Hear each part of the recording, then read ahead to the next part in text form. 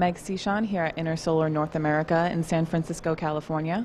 Here with me today is Brooks Herring of Solar Frontier. Welcome, Brooks. Thanks, Meg. Nice to be with you. Great to be with you, too. Now, with so much consolidation going on in the solar industry, how does the market look for CIGS panels? Well, I think it's still, the market's still very attractive for CIGS panels. As you may have seen recently, our efficiencies are up to the 13% range on module efficiencies, 14.1 on aperture area efficiency. I think most importantly for CIGS panels is that the way they generate more kilowatt hours per watt peak. So we still have especially large demand among sophisticated buyers who really understand those concepts. So the market looks good for us. Good, good. Now, how your company has seen a shift in market competition since the trade dispute. Is it a large shift, or how's it going? I'm not sure our company has seen a large shift.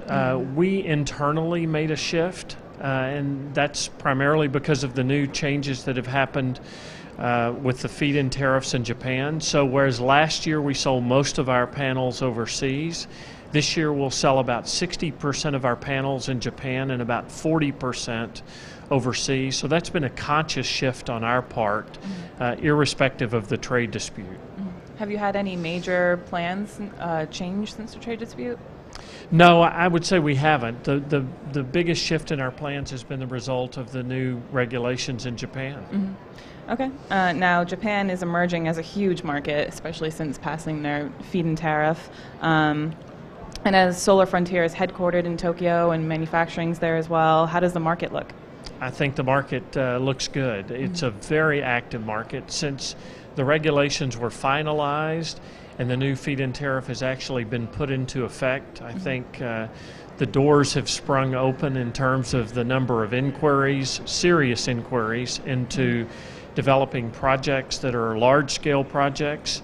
Large-scale in Japan, because of the regulations, are over 2 megawatts, but we've also seen just a really significant increase in those projects that are between 10 kilowatts and 2 megawatts. So a lot of commercial rooftop applications where people are now looking at how they can utilize previously unutilized roof space as part of generating solar power. And Solar Frontier is just, in Japan, has just introduced a 50 kilowatt package to meet that demand in an easily scalable situation.